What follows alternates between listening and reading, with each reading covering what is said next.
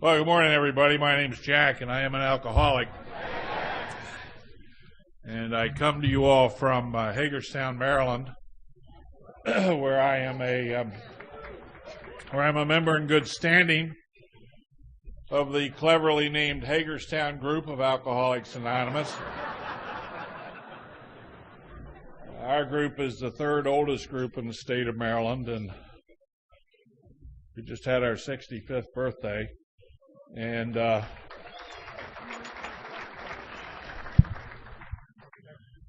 when our group was started, you had one town. You named the group after the town. And as you all know, a couple of resentments and a few coffee pots later, we got 18 groups and 50-some meetings, but that's how we grow in AA. I want to thank the committee for allowing Alan, in case you don't know, that's Alan, right down here.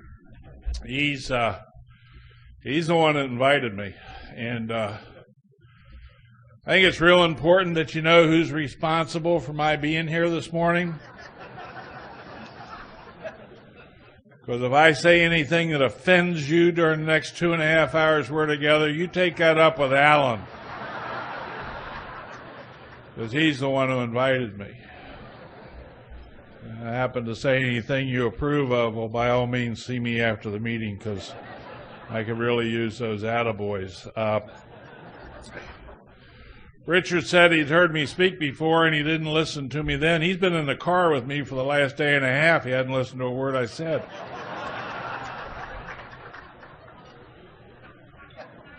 I tried to explain to him that once he was here for 10 years, it would become clearer to him. So that was his oblique reference to no double-digit sobriety.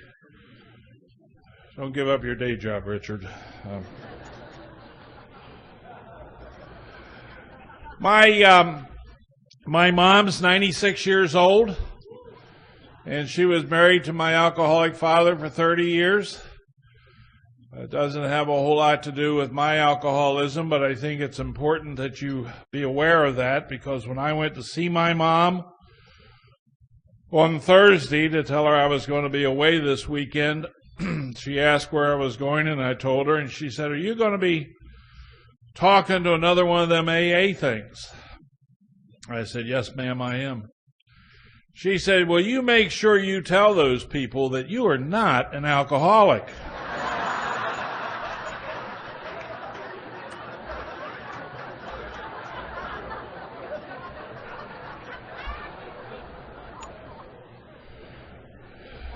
I'd like to start listening to my mom. It's about time. She, being married to my alcoholic father for 30 years, she's got some information that's pretty valuable to make that assessment. And, well, it's quite possible I've overreacted to this whole thing. And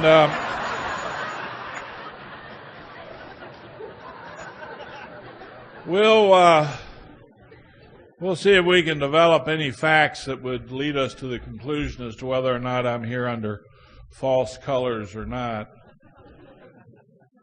Good morning, Mrs. Bailey. Nice to see you this morning. Well, you stay alive, I'll keep sending them. Seems fair.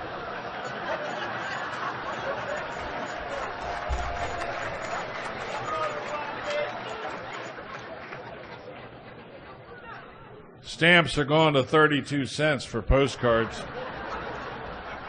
Just shows you how much I love you. I'm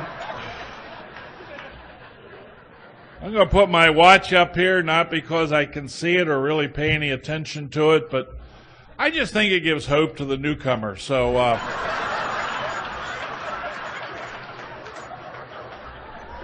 I started to drink when I was about 14 years of age. My sense is that once I got enough alcohol on board to feel the effect produced by alcohol, that alcohol did for me exactly what it did for you if you're alcoholic.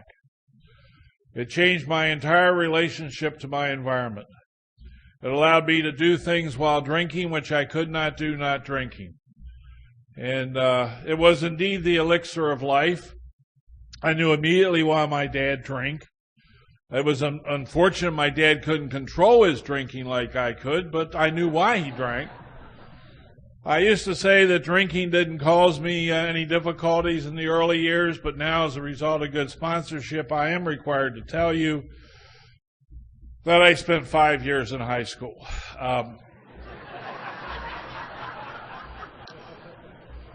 I like to think it was because I was seeking a solid academic foundation before I launched out into the world, but it really turned out it was the drinking.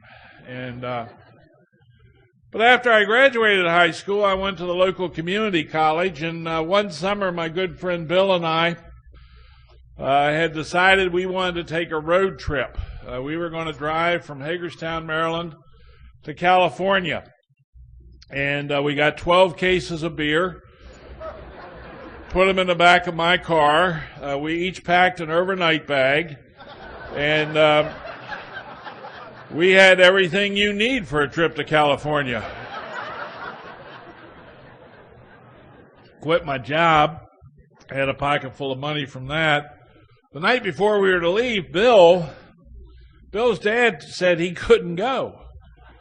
And well, I was crushed, but I'm not driving to California by myself. And Bill was a stand-up guy. He gave me his half interest in the 12 cases of beer. And as you people know, I mean, the state of Maryland, the easternmost border of Maryland is on the Atlantic Ocean, and we've got a resort community there called Ocean City. And so I drove down to Ocean City, and I spent a month living in Ocean City as a bum. I didn't have a job, lived in the basement of hotels where I knew people who were bellhops and desk clerks, and I ate leftover restaurant food at restaurants where people were working as waiters and waitresses. I didn't have to pay anything for room and board, and I had those 12 cases of beer and that pocket full of money to buy more beer when that ran out, and I had a great month in Ocean City that summer.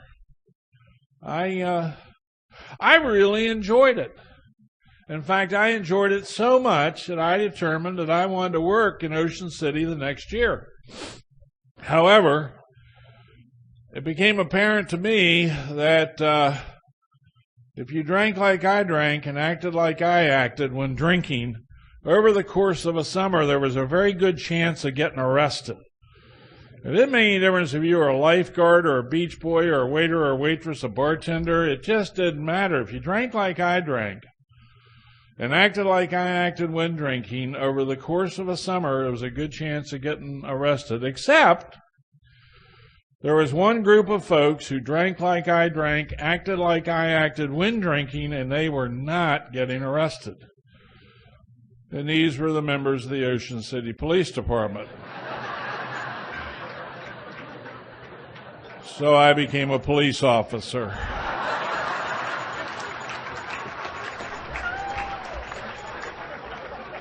Now, they gave me a boardwalk beat, and within a matter of days, it became readily apparent that I possess a talent, an instinct, if you would, that came in mighty handy, and that is I can spot an underage drinker from about 100 yards. And I'd pick out my target of opportunity, and I would approach them, and I would establish that indeed they were underage. And I would ask them what they had in the cooler.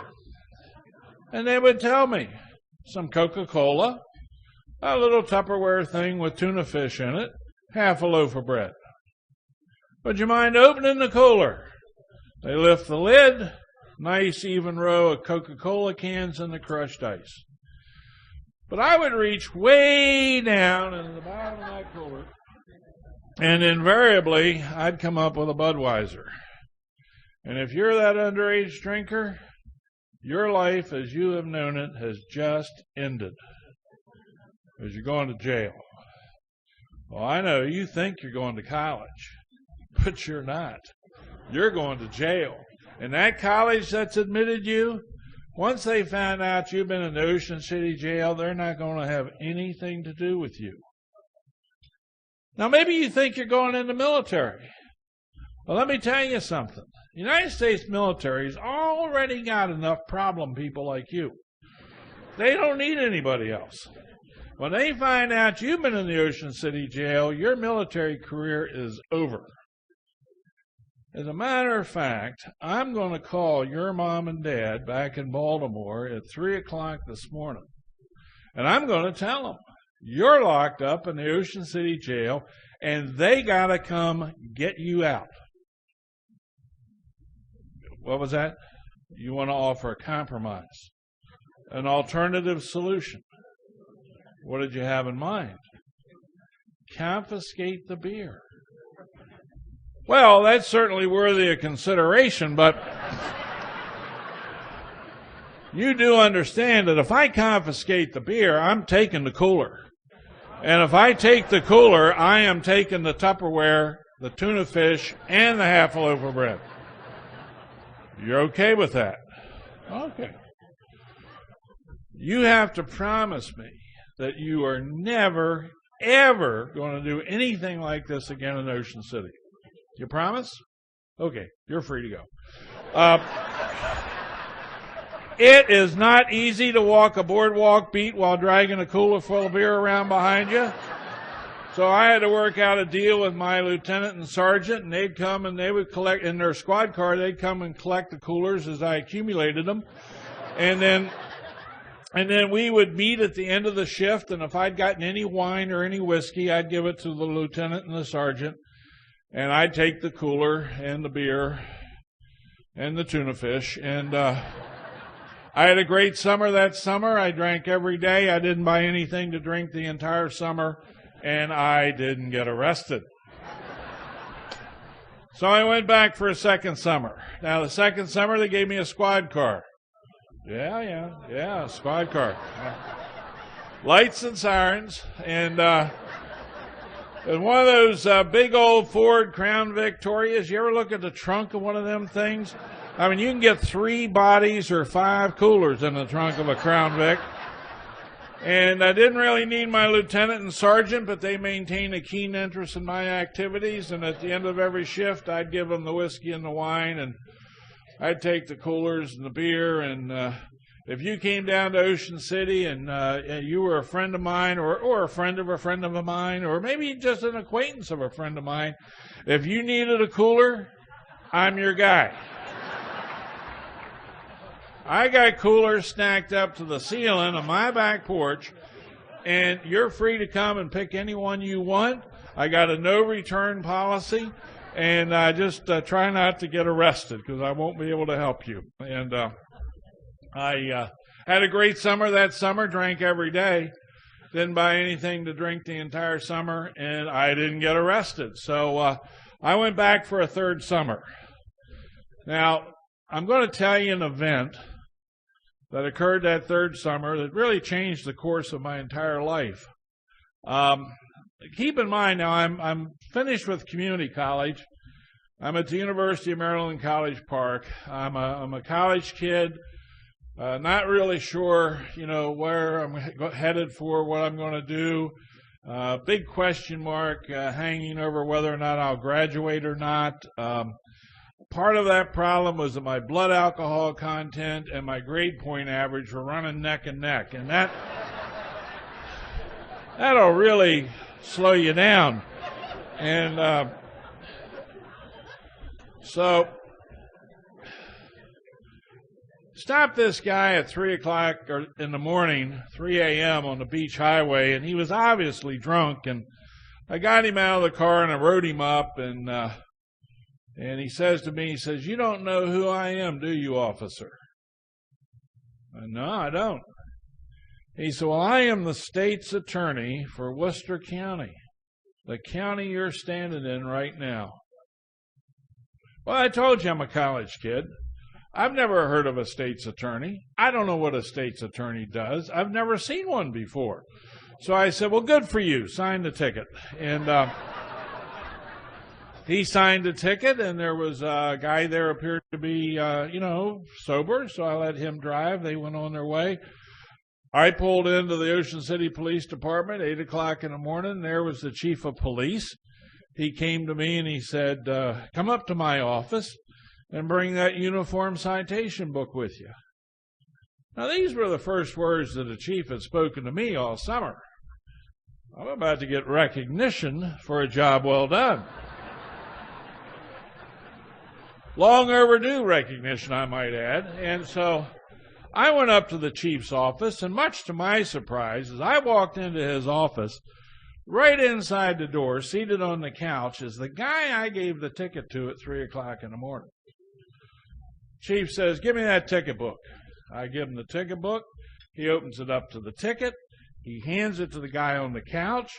The guy on the couch takes out a pen, and on the face of that ticket, he writes, "Case dismissed," and signs his name. It was at that moment that I decided I want to be a lawyer.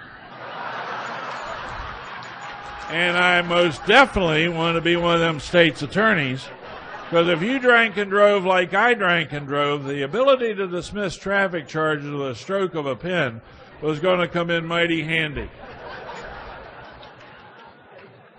So I went to law school.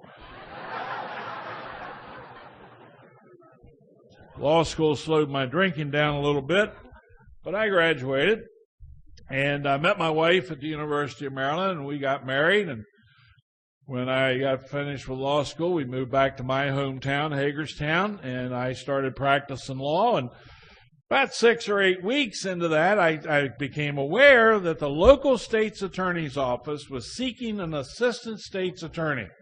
So I went right over. Here I am. Answer to your prayers. When would you like me to start?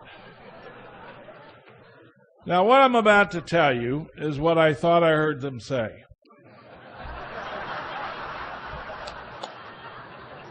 Apparently, this has happened in your life.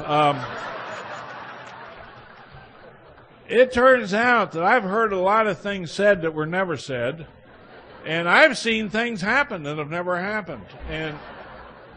But this is what I thought I heard them say. "What? Are you some kind of an idiot? You just got out of law school. You've never been in a courtroom. You've never tried a case. You've never impaneled a jury. You've never made an opening statement or a closing argument. You've never examined or cross-examined a witness. We don't have any time to train you. Get out of the office." That's what I heard them say. Now, as a result of good sponsorship, I can tell you this morning that I do believe that they really said, "The position has been filled." But I heard what I heard, and I know it won't surprise many of you to find out that I am a very sensitive person. And I don't suffer well. And I left that office that day. My feelings were hurt. And I was upset. And I now know I left that office with a resentment. And as many of you know, an alcoholic with a resentment can do quite a bit. So in Maryland, just like here in New York, we elect our prosecutors. And so I found a lawyer who wanted to be state's attorney. I ran his campaign for state's attorney. He got elected state's attorney. He made me deputy state's attorney. Now, when you get to be deputy state's attorney, they give you a badge. And with that badge, they give you a badge case.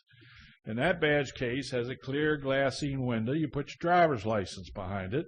And when they pull you over and they ask for your license and registration, you show them your badge case. They don't really care about that driver's license. They are very interested in the badge. Oh, the badge officer, deputy state's attorney, Washington County. No, sir. No, sir. I am not upset that you stopped me. No, sir. You're just doing your job. Mm-hmm. Yep.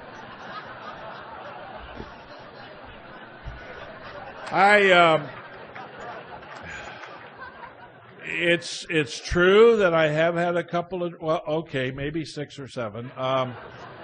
But I don't have that far to go. No, it's just maybe a mile. Yeah. Oh, sure, I can stay on my side of the road. Yeah. Well, I really want you to know how much I appreciate the professional courtesy which you're extending to me. Yes, sir, officer, you have a nice night also. Yes, sir. Well, some of you probably got a little insight into why I've never been arrested. But it will get better. My boss, the state's attorney, he was going to get appointed circuit court judge. And if he got appointed circuit court judge, I'm going to get appointed state's attorney. But I think this probably happens in New York sometimes. Your local state senator sticks his nose in where it doesn't belong, screws everything up, and some other guy got appointed circuit court judge. And I was very disappointed for my friend.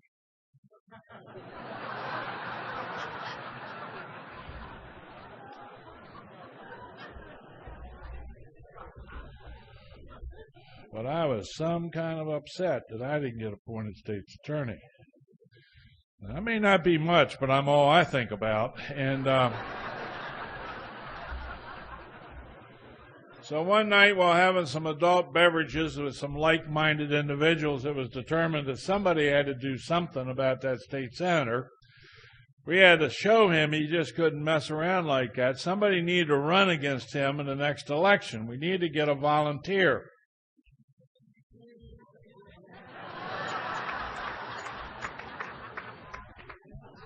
So I ran for the state senate.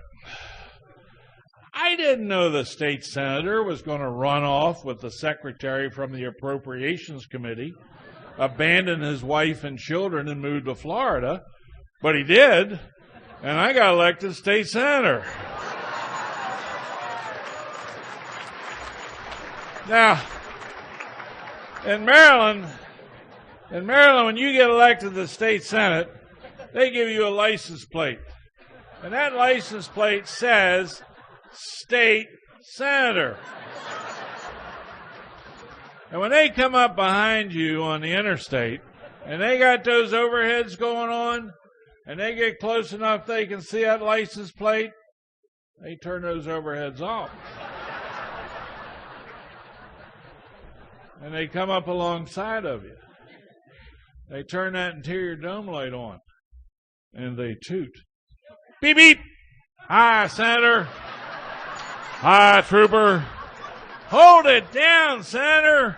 Okay, Trooper. And that way, you don't have members of Maryland State Police tied up alongside of the highway with members of the Maryland General Assembly when they could be out arresting real crooks.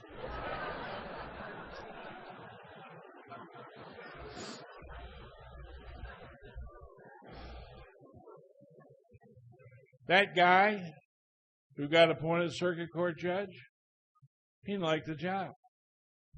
So he quit. I went over to see the governor. I said, Governor, I'd like you to appoint my friend, the state's attorney. I'd like you to appoint him circuit court judge. He said, Senator, I'm sorry, but I can't do that. Too much adverse publicity associated with that last judicial appointment in Hagerstown. I will not appoint your man circuit court judge. However, if you'd like to be circuit court judge, I'll appoint you. See, you thought you had to be smart to be So I became a circuit court judge. Scary, isn't it, Gene? Yeah.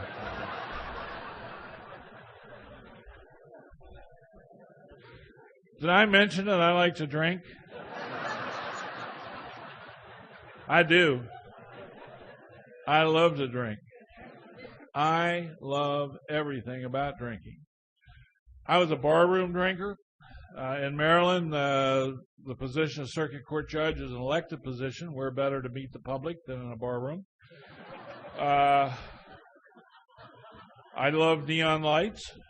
I love the way the lights in the bar reflect into the back bar mirror, and then they reflect forward through the various shaped bottles. You know, the tall bottles, the thin bottles, the square bottles, the round bottles, the pinch bottles. You know, I love the way it It reflects through the liquids contained in the bottles, the greens, the yellows, the tans, the darks, the clears. I love sawdust on the floor. I love peanut shells. I love the smell of stale beer and urine. I love it all. I love the ambiance of drinking. I love the glassware of drinking. I mean, right now, just a couple of weeks ago, we just put away the really long, thin Tom Collins glasses, put them away. They're warm weather glass drinks, And I like the little squat, old-fashioned glasses. I love them. I love the fluted stemware of the gin martini. I mean, where can you get olives like that? But I have to admit that at one time I had a love affair with the gin martini, and I had a really, really bad gin experience, and even to this day, it's hard for me to go into a pine forest. So,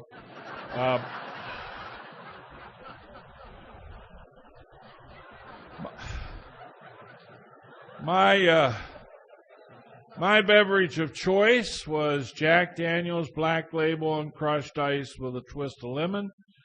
But if you came up to me and you shoved a brown paper bag at me and said, "Here, Judge, take a pull on this," I wouldn't ask you what's in that bag, because you wouldn't offer it to me if it wasn't good. And on this kind of a weekend when the NFL's playing and you have people over to the house and you have some popcorn and some beer and stuff, and then the game's over and everybody's left, and you got to clean up, and there's cans everywhere, and you're picking up cans. Ooh, this one's got a little something in it. Oh, man, what was that? Cigarette butt. You're right, yeah. You got that right. Oh, I knew there were cigarette butt drinkers in here when I came in this morning. Oh, yeah. You don't have to raise your hands. I see you. Yes, sir. A room full of my people. Yeah.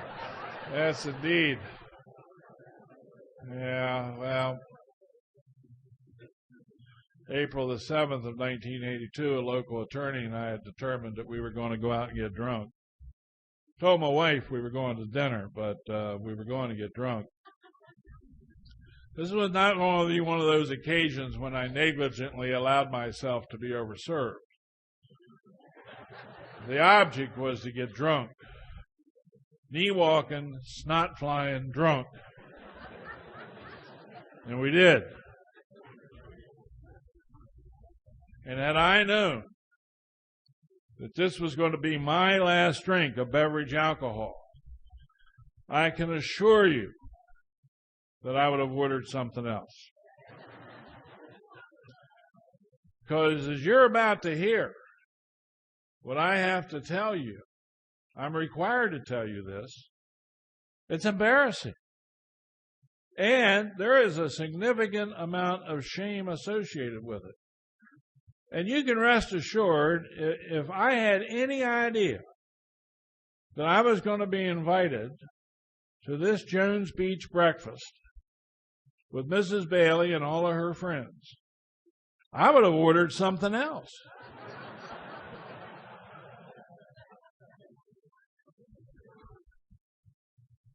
My last drink of beverage alcohol was Tia Maria.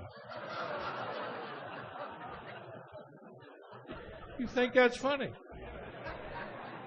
There's nothing funny about that. How do you think I feel? Now, I can see from the expression on the faces of many of you that you don't have any idea what Tia Maria is. Well, I'm telling you, you don't need to know.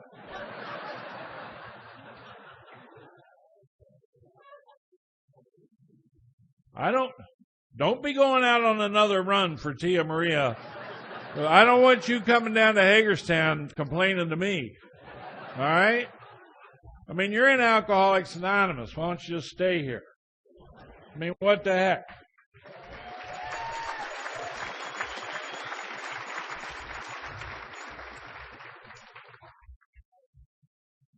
People died last night. Never heard of Alcoholics Anonymous. Other people died who have been here and went back out. In here, we get to live.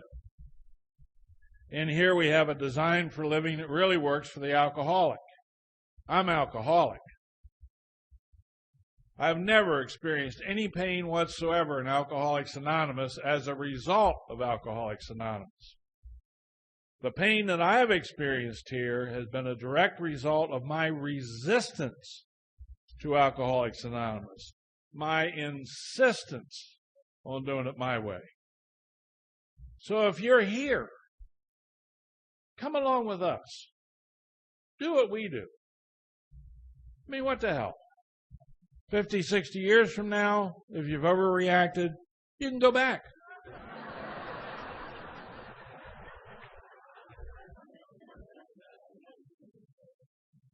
My wife's a elementary school teacher. I think the elementary school children in Maryland are probably like the elementary school children here in New York. They're just germ encrusted. They got germs all over them. And a teacher goes in the classroom, and those germs jump off the student onto the teacher. And then the teacher comes home, and the germs jump off the teacher onto the spouse of the teacher.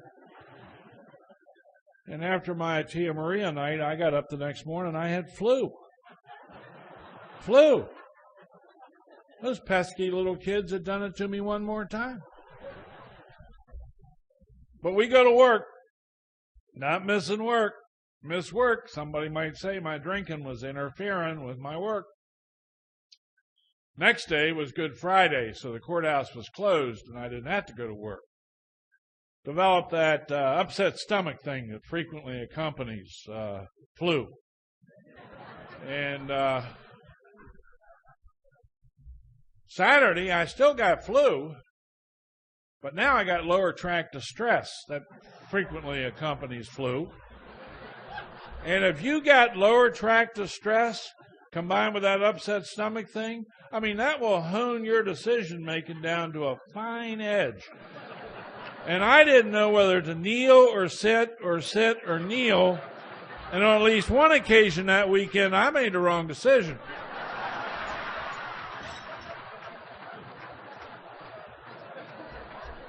And if my wife was here, you could talk to her about that, but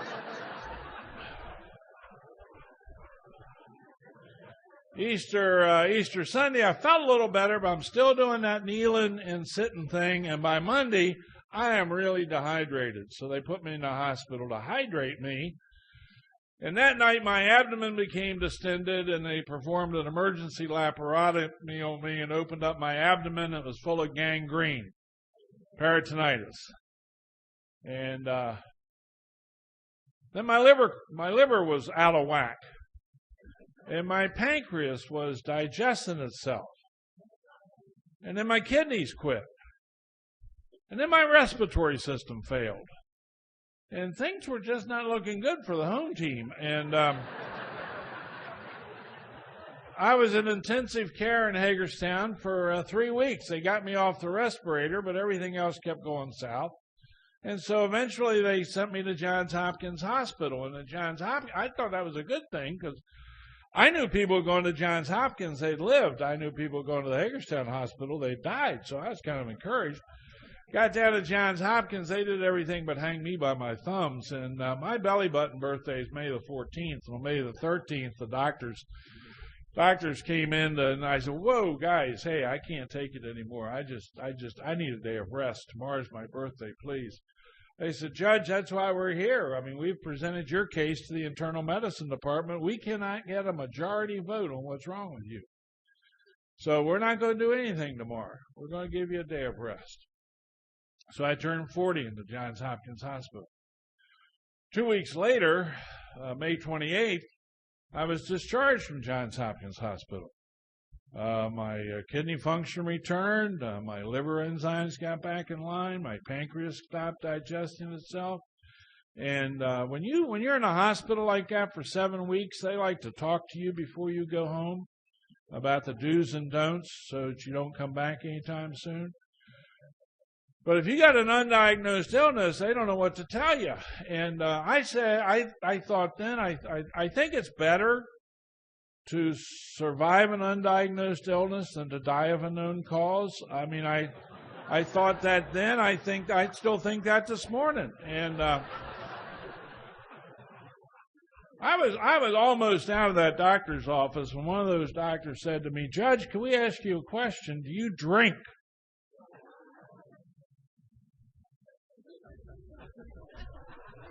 What kind of question is that?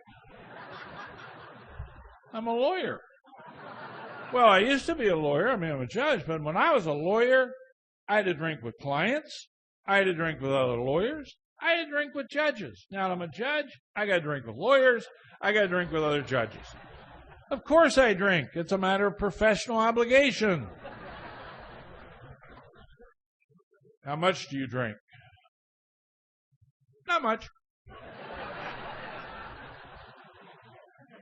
Why do you ask? Well, we think, Judge, that you should maybe not drink for a while because nothing destroys the kidneys like alcohol, and we don't know what would happen. Your kidneys are back functioning, but they're very delicate, and we don't know what would happen. And then there's the matter of your liver. We don't know if you have any permanent liver damage or not. And then there's the pancreas. Nothing destroys the pancreas like alcohol. And your pancreas isn't digesting itself anymore, but we don't know what would happen. Well, how long do you want me not to drink? A year. Oh, yeah. Ooh, is right. Ooh. Ooh. Well, I haven't had a drink since April the 7th. This is May 28th. I think I can do that. They said, "No, Judge, you don't understand. This is Memorial Day weekend. We want you to not drink for 1 year from June the 1st. Now, I think there are people in this audience this morning who have already discerned the injustice that those doctors were trying to foist upon me, because I'm getting no credit for my 7 weeks of continuous sobriety. I want you to know an argument broke out between those two learned physicians and this knuckleheaded judge as to whether or not I would drink next April the 7th or would I wait until June the 1st. And they said if I thought on April the 7th that the pain, suffering, and misery I just endured had anything at all to do with drinking, then I would not drink till June the 1st. And with that, I walked out of the Johns Hopkins Hospital into the most insane period of my life. Not drinking, not changing. Not drinking, not changing. Sounds very similar to don't drink and go to meetings. I sure hope you find folks here in New York do not tell newcomers don't drink and go to meetings, because we kill people when we tell them that, because they believe us. Our book says, you take alcohol away from the alcoholic gets restless, irritable, and discontented. And that is a gross understatement in my case. I was more pissed off in the spring-loaded position. And the only choice that an alcoholic has when they're not drinking and not changing is pick up a drink, slow suicide, or pick up a gun, fast suicide. Our book says that, and our experience confirms that. Absent of essential psychic change or a vital spiritual experience, there is no hope for the alcoholic. I thought my problem was drinking. Turns out my problem's not drinking. Big Book says clearly my problem has got nothing to do with drinking. Drinking's a symptom. If drinking was my problem, I quit drinking, live happily ever after. I quit drinking and the problems started showing up. The insanity became intense. The book says the problem for the alcoholic centers in the mind. Well, that's thinking. That's what goes on in my mind. Thinking. Simply how I think is my problem. S-H-I-T. Simply how I think. I am not good at thinking. I am disqualified from independent thinking. I need supervision. I need guidance. I need direction. I need to tell you that my alcoholic father, on July 3rd, 1968, passing a church in Hagerstown, and on the message board, the pastor had put the following. This was the message on July the 3rd. Do not buy a fifth on the 3rd for the 4th. My dad went to AA that night, and he never drank again. And when he died with 15 years of continuous sobriety in this marvelous program. And alcohol took everything from my dad. Alcohol took that 30-year marriage to my mom. It took the respect of his children, that's me and my young sister. It took a business he had built from scratch for 25 years. It took our house. It took all of the material things and all of the priceless things. It took his integrity. It took his self-esteem. It took everything from my dad. And then my dad came to Alcoholics Anonymous, and Alcoholics Anonymous gave my dad the stuff that you can't buy. They gave him back the priceless stuff, gave him back his integrity, gave him back his self-esteem, allowed my father to become the person that God had created him to be. And I carry his 15-year chip with my chip in hopes that I can make a small payment on the huge debt that I owe Alcoholics Anonymous for my father's life. Alcoholics Anonymous gave my dad a life and allowed him to live and become the person that God had created him to be. And I am eternally grateful.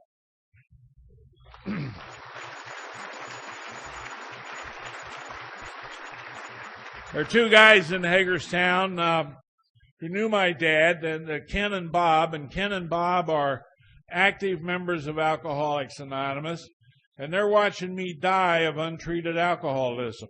Not drinking, not changing. Crazy, just crazy. And they came to me, and Bob said, Jack, in Alcoholics Anonymous, we have a book. We call it the Big Book. And we were wondering if maybe you'd like to read it and find out about your dad's illness.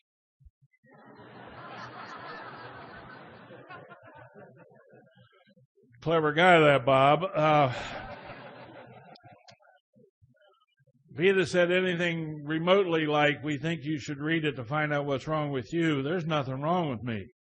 You see, with every passing day of every passing month of every passing week of every passing year that I'm not drinking, that is proof positive that I am not alcoholic, because everybody in this room knows that alcoholics drink, and therefore if I'm not drinking, ergo not alcoholic. I mean, I might be a little on edge, okay, I could be a little prickly, quick to anger maybe, but you know, you and I get along a lot better if you just mind your own business and just do what I tell you to do, you know, because everything with me is fine, okay? I'm fine, just leave me the heck alone, all right? Fine.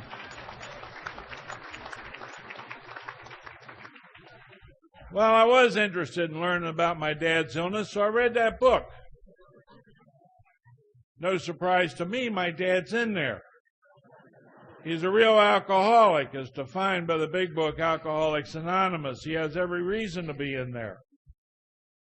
However, I was surprised to find that in that book they have written about events in my life that I experienced, and they wrote about them before I was born. How could they know things about my life and written them down before I'd even experienced them? I went back to Ken and Bob, and I told them that there was a chance, a possibility, a remote possibility, but a possibility nonetheless, that I may have contracted a rather mild case of alcoholism. We caught it just in time.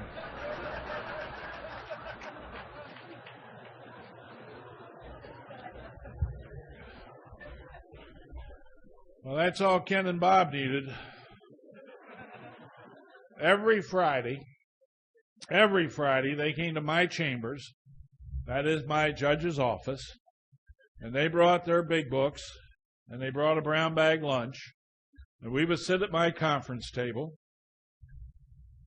and we would eat our lunch, we would pray the Serenity Prayer, we would read from the big book, and they would explain to me the importance of what we had read.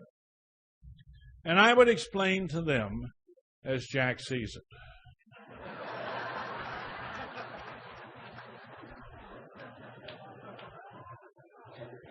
I pointed out to Ken and Bob, I think it's important that I pointed out to you, that while it is true that I spent 5 years in high school, I think it's important that you know I graduated from community college 2 years with an associate's degree. 2 years after that, I graduated from the University of Maryland College Park with a bachelor's degree in 2 years. I went over to the University of Maryland School of Law, and after 3 years of study, they gave me a Juris Doctorate degree with honors, I might add. And Ken said, Jack, we have degrees on rectal thermometers, and you know what we do with them.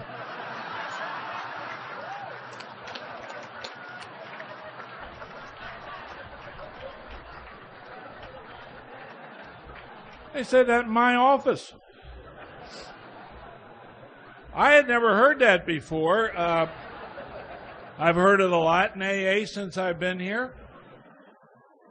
But you see, Ken and Bob were willing to risk hurting my feelings because they knew my feelings had been hurt before and I'd get over it. They were willing to risk angering me because they knew I'd been angry before and I'd get over it. But they're watching me die of untreated alcoholism. And if something doesn't change and doesn't change soon, I'm not going to survive. You see, they knew something that I didn't know. Is that my wife? She thinks I'm at a spiritual retreat.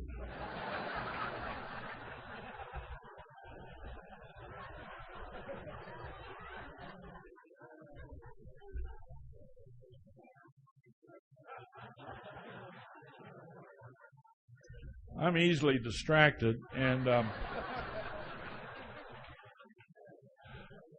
I'm sorry, Glenn, but my name is Jack, and I'm an alcoholic.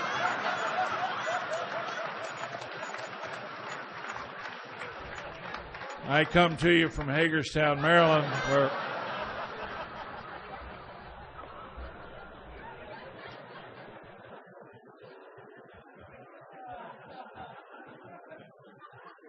Ken and Bob knew something I didn't know. And I didn't know what it was that they knew that I didn't know. And they knew, if I had known that they knew something I didn't know, the mere fact that I knew that they knew something I didn't know, not knowing what it was that they knew that I didn't know, just knowing that they knew something that I didn't know, not knowing what it was that they knew that I didn't know would make me angry. But they were persistent and consistent because they knew that if they were to continue to carry the message of Alcoholics Anonymous to me, that there may very well come a point in time when I would actually know what it was that they knew that I didn't know. And at that point, I wouldn't be angry knowing that they knew something I didn't know, because then I would know what it was that they knew that I didn't know. Because in Alcoholics Anonymous, you know when you know that you know, and not a moment before.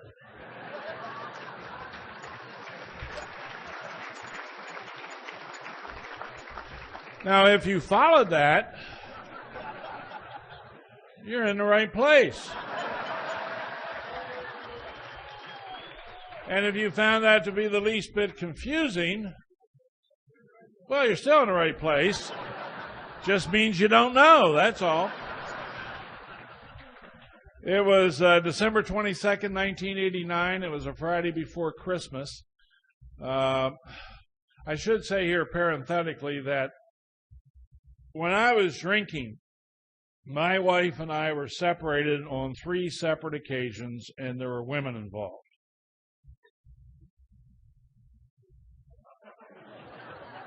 She didn't laugh. When I was not drinking, my wife and I were separated on 3 separate occasions, and there were women involved. Don't leave, girls. It gets better.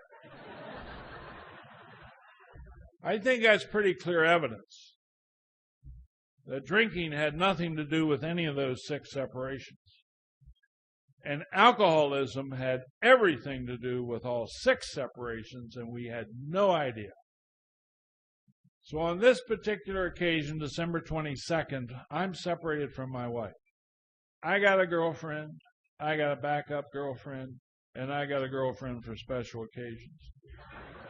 My girlfriends object to my wife. My wife objects to my girlfriends. And I told Ken and Bob, my sponsors, that I was managing this very well.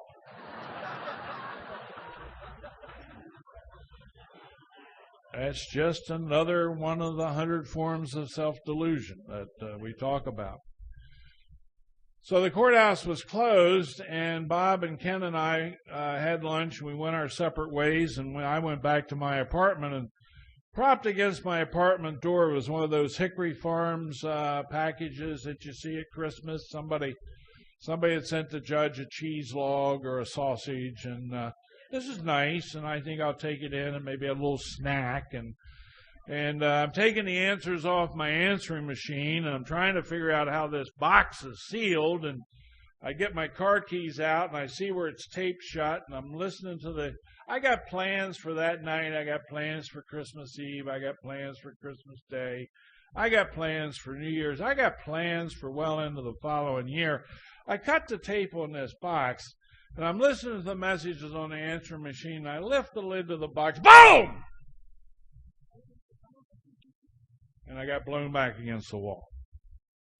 Now, a federal appellate judge in Birmingham, Alabama, had been killed about 5 days before that by a package bomb sent to his home. About 2 days before, a lawyer in Savannah, Georgia, had been killed by a package bomb sent to his office. I could smell the gunpowder. I knew I'd opened a bomb. There was a fire. I tried to put it out. I couldn't. I went out in the hallway and pulled a fire alarm. My neighbor came, said he had a fire extinguisher. I went back into the apartment to a telephone to call 911, and when I pushed the buttons on the phone, I became aware that part of my right hand had been blown away. And they said, police, fire, rescue, and I said, I'd like to have one of each. And I hung up the phone from that call, and it felt like somebody was pulling my trousers off my hips.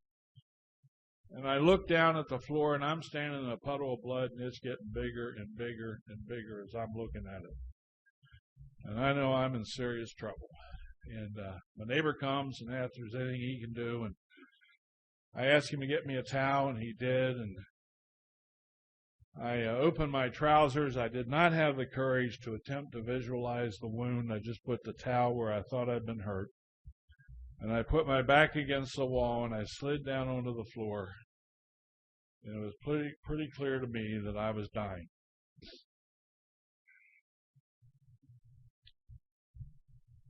And I was alone. And I was scared. And I was powerless.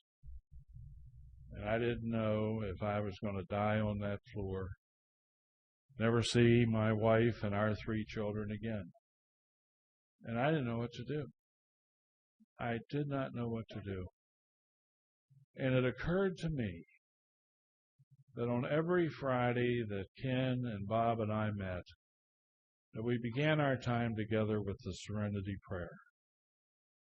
So I asked God to grant me the serenity to accept this thing which I couldn't change, the courage to change what I could, and the wisdom to know the difference. And I prayed that prayer, and I prayed that prayer, and I prayed that prayer, and I prayed that prayer, and I can't tell you whether it was the 4th, 5th, or 6th time through that prayer, but what I can tell you is that prayer was answered, and God came. God came. And I was overcome by a sense of peace and well-being, the likes of which I had never experienced before, nor have I experienced it since. And I knew if I died on that floor that afternoon, never to see my wife and our 3 children again, it would be okay. It would be okay. And the police, fire, and rescue guys burst through the door of my apartment, and both of my eardrums had been blown out, and they were trying to communicate with me, and I was trying to communicate with them. And as soon as I stopped that prayer, a tremendous wave of fear swept upon me, and I told these guys, I said, you all do what you have to do. And I'm going back to what I was doing. And as soon as I went back to the serenity prayer, that sense of peace and well-being came back. And they cut all my clothes off of me, with the exception of my red and green Christmas socks. They wrapped me in a blanket, strapped me on a backboard, put me on a gurney, and carried me down 3 flights of steps, and stuck me in an ambulance. And our local TV station was there and got a picture of my red and green Christmas socks sticking out the end of that ambulance. And those socks went around the world on CNN, and I went to the hospital for surgery. And they couldn't find my wife and they couldn't find my girlfriend, but they found my sponsor, Ken, and they let him come back to where I was being prepared for surgery. And he held my hand, and he prayed for me, and we prayed together. And they took me up to surgery, and I don't know how to tell you. Shrapnel knows how to stop passing through flesh. I can only tell you what they told me, which is they removed a rather significant piece of shrapnel, not resting against, but in close proximity to my femoral artery. And had my femoral artery been nicked, you would definitely have a different speaker here this morning. And they took me up to a recovery room, and when I came to, seated at the foot of my bed was my sponsor, Bob. Let me say here, it's good to have a sponsor. I mean, it's really good to have a sponsor. I mean, sponsors see things differently. They have a different take on things. I mean, if you're new here today and you don't have a sponsor, there are literally hundreds of people in this room who are qualified to be your sponsor. Do yourself a favor. Don't leave here without a sponsor. We're not asking you to get married. Just asking you to get a sponsor. You know, maybe you've been here a while. Maybe you got some sobriety under your belt. Maybe you and your sponsor have drifted apart. Maybe your sponsor has moved away or passed away. Maybe you're doing that ism of alcoholism, the old I sponsor myself thing. If you're sponsoring yourself, I don't mean to be rude, and I certainly don't mean to be unkind, but you got an idiot for a sponsor. Get a sponsor. Bob's at the foot of my bed, and he's smiling. I said, Bob, I noticed you're smiling. I said, what are you smiling at? He said, oh, Jack, he said, I just think it must be wonderful to know that you can't be harmed. I said, harm, Bob? I said, somebody just tried to kill me. He said, oh, Jack, he said, I understand that. He said, I understand that box you opened contained 4 pipe bombs. He says 1 pipe bomb is more than adequate to kill a human being. 2 pipe bombs is redundant. 3 pipe bombs, that's around the bend. 4 pipe bombs, Jack, you have made somebody very angry.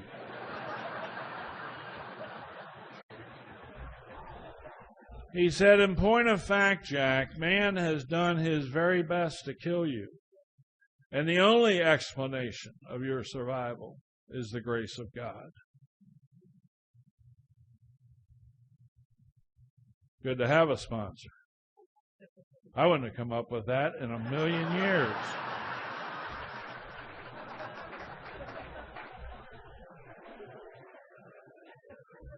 He said, Jack, God has spared you for a purpose. God has work for you.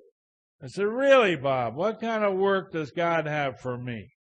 He's always said, I wouldn't be so presumptive, Jack, as to hazard a guess as to what God's will is for you in that regard. But he said, I do know this.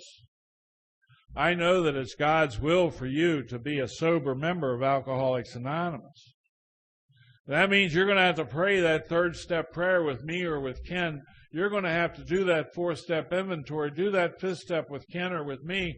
You're going to have to make that 6th-step decision, pray that 7th-step prayer, make that 8th-step list. Begin making those 9th-step amends so you can live in 10, 11, and 12 and fit yourself to be of maximum service to God and to your fellow man.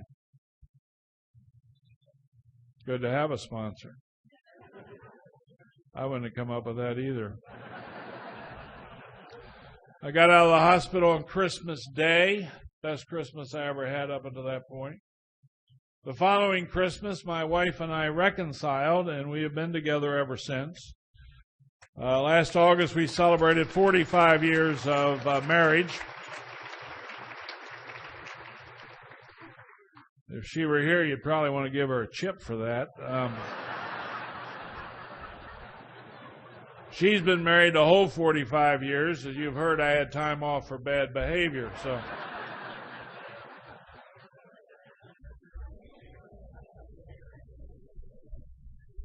the adventure began.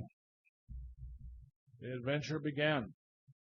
And I started to take action on the steps. I know now that when Ken and Bob and I were meeting in my chambers and I was not drinking and not changing, that I had what I like to call cake mix sobriety. Now this is a box of Duncan Hines Red Velvet Cake Mix. And on the back of this box, Mr. Duncan Hines has a 3-step program for the production of a red velvet cake.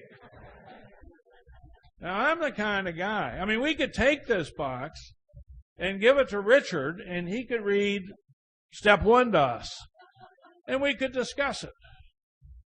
And then, we could give it to Mrs. Bailey, and she could read step 2. And we could discuss that. And then we could give it to Bruce, and he could read step 3. And I'm the kind of guy, having read the back of this box, I'm looking for my cake. You see, I'm meeting in my chambers every Friday with Ken and Bob, and we're reading the big book, and I'm looking for recovery. I'm looking for cake. I haven't opened the box. I haven't broken an egg, and I'm looking for cake.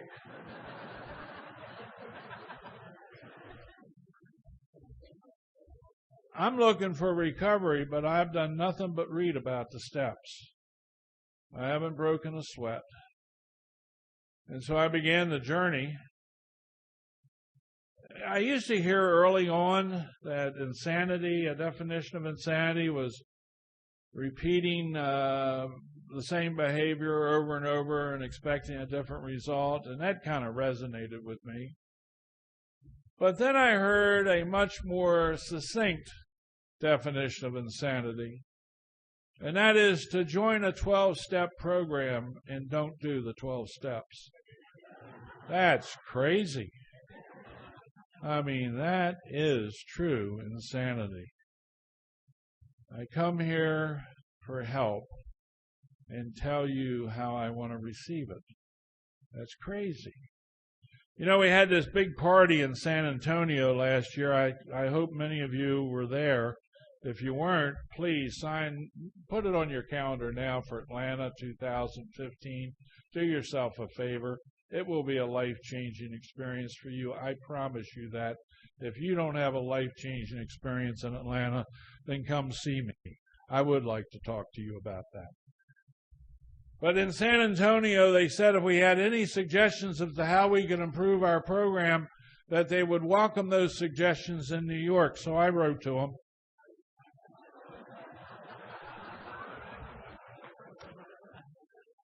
We got a lot of literature. One of the things, we got this pamphlet, is AA for You.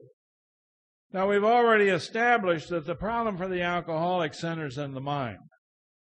It's not about the drinking, it's about the thinking. And we've already established that simply how I think is my problem. S-H-I-T. But here's my suggestion for the improvement of this pamphlet.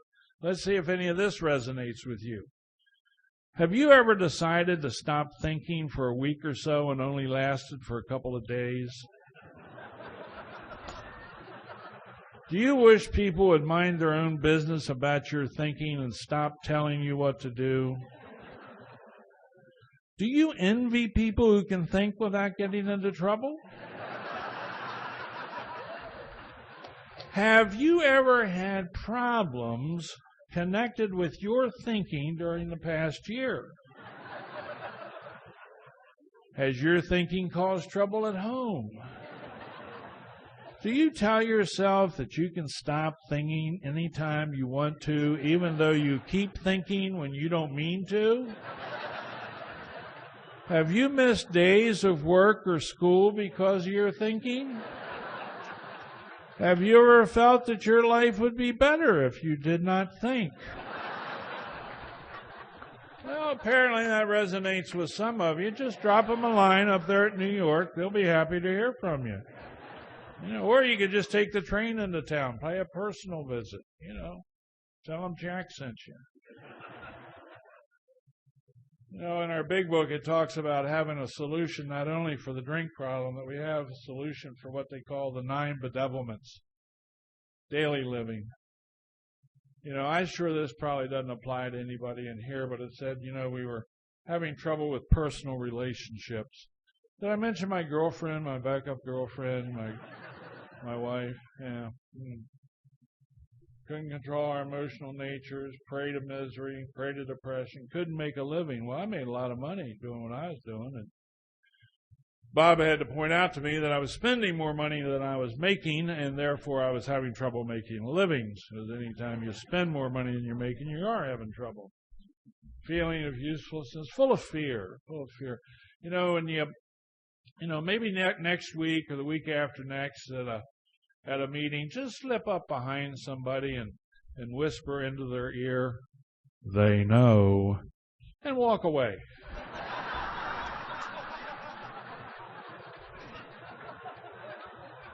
That used to give me the whim-whams when I said it, because, I was doing stuff I shouldn't be doing.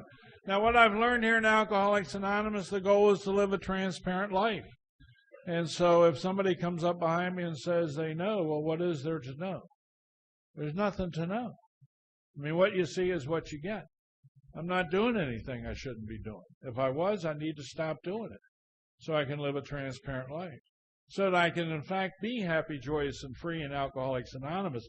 And make no mistake about it, if you're here this morning and you're not happy, joyous, and free, you need to talk to your sponsor.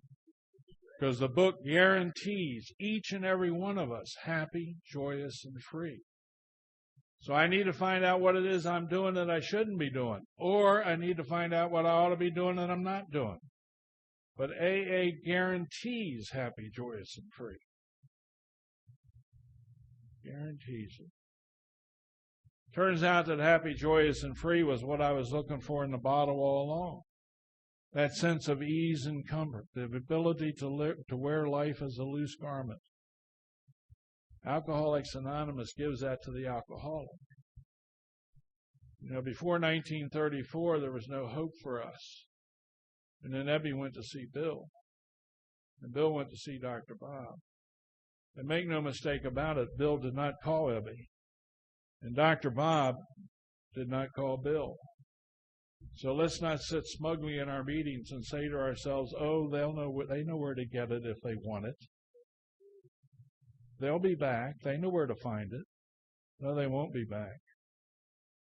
They say, well, if it ever gets that bad, I'll come back. But when it gets that bad, we never come back, and we don't pick up the phone to call anybody. So those of us who have been given this gift of sobriety, we have this unique opportunity to change the lives of other human beings by a phone call. So pick up the phone. There's got to be somebody that you know that you haven't seen. Just call them up and say, how you doing? Because if they're sitting home alone thinking, they're without adult supervision. It says in our book that great events will come to pass for you and countless others. And of our 3 children, our second child, our oldest son, Robert, was the most damaged by my drinking and my not drinking and not changing. And Robert got married, and he had a little girl, and my wife and I were privileged to be there when the child was born. And in February of 2 years ago, they had a little boy, and again, my wife and I were privileged to be there when the child was born. And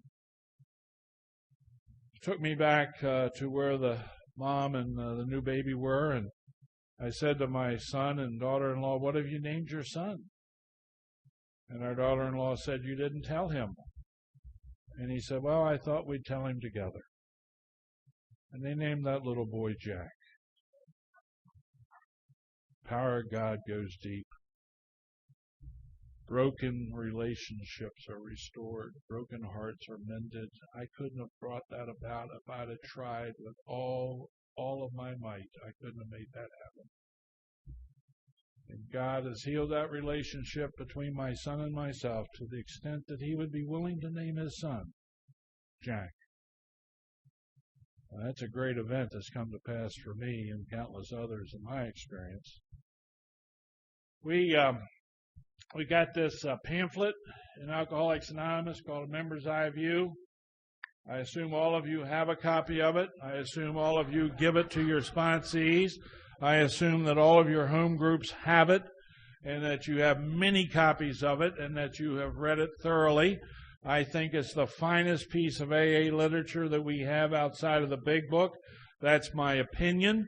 If you have read this pamphlet, then you have an opinion. It is not necessary for you to come up here and share your opinion with me. If you have not read this pamphlet, let me suggest to you that you would be well served to get a copy of it and to read it, so at least you could have an opinion, because right now you got no opinion. But here is what it says at the end of this pamphlet. This morning, in many of the churches here, will be read that portion of the Gospel of Matthew, which recounts the time when John the Baptist was languishing in the prison of Herod, and hearing of the works of his cousin Jesus, he sent 2 of his disciples to say to him, "Art thou he who is to come, or shall we look for another?" And Christ did as he so often did. He did not answer them directly, but wanted John to decide for himself. And so he said to the disciples, "Go and report to John what you have heard and what you have seen. The blind see, the lame walk, the lepers are cleansed, the deaf hear, the dead rise, the poor have the gospel preached to them."